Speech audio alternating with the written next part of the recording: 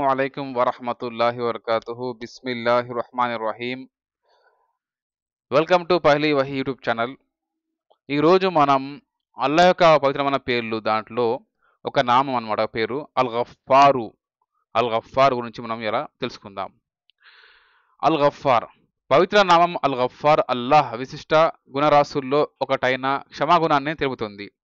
ఇది ఎన్నో సుగుణాలతో సంకలమైన సద్గుణం.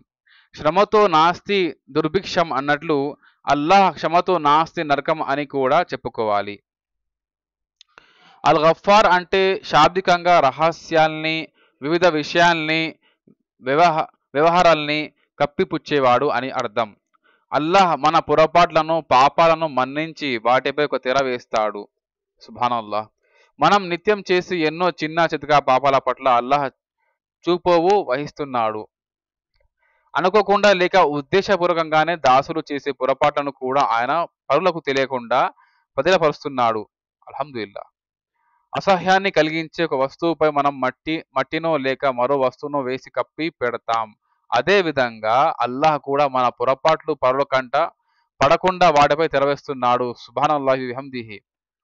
మన పొరపాట్లు అల్లాహకు తెలిసినప్పటికీ ఆయన వాటిని లెక్కలోకి తీసుకోవడం లేదంటే ఆయన ఎంతటి దయాగుణం, క్షమాగుణం కలవాడో మనకు అర్థమవుతుంది. అయినా మనం ఆయన పట్ల మెలుగుతున్నాం. అయినా మనం ఆయన పట్ల కృతజ్ఞతతో మెలుగుతున్నాం. శైతాన్ ఆకర్షణకు లోనై ఒకదాని తర్వాత మరో పాపం, పొరపాటు చేస్తూనే పోతున్నాం. జరిగిన జరిగిన పొరపాటుపై పశ్చాత్తాపపడితే అల్లాహ్ అమితంగా క్షమించేవాడు, కరుణించేవాడును. అయితే మనం ఇకపై అలాంటి పాపాలను చేయకుండా ఉండాలి. షిర్క్ మరొకరిని అల్లాహకు సాటి కల్పించడం ఘోరమైన పాపం. అల్లాహ్ ఇలాంటి పాపాన్ని సహించడు, క్షమించడు కూడా.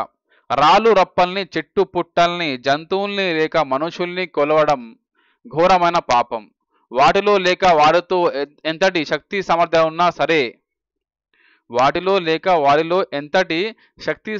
ఉన్నా సరే అలా చేసిన వారు తప్పకుండా నరక జ్వాలల్లో పడిపోతారు. అల్లాహ్ అలాంటి వారిని క్షమించడు. షిర్కును తప్ప అల్లాహ్ తలిస్తే మరో ఏ పాపనైనా క్షమిస్తాడు. అందుకనే అల్లాహ్ అల్ గఫార్ అని పిలువబడుతున్నాడు. ఆయన క్షమిస్తాడని భావించి ప్రతి పొరపాటును పదే పదే చేసుకుంటూ పోవడం విఘ్నత అనిపించుకోదు. తీర్పు దినాన అది మనకు నష్టదాయకంగా పరిణమిస్తుంది. ఇలాంటి భావనను సదా మనం దృష్టిలో పెట్టుకొని నిజమైన దాసుల్లా మారితే అల్ గఫార్ మనకు తప్పకుండా తోడ్పడతాడు. తీర్పు దినపు పరీక్షలోనూ గట్టెక్కిస్తాడు.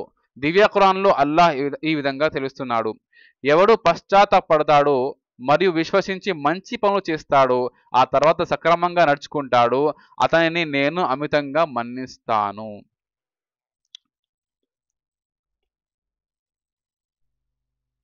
సో ఇదండి అల్ గఫార్ అన్నమాట. So thank you so much for watching this video. Please share to others. జజాకల్లాహ్ ఖైర్. అస్సలాము అలైకుం వరహమతుల్లాహి వబర్కాతుహు.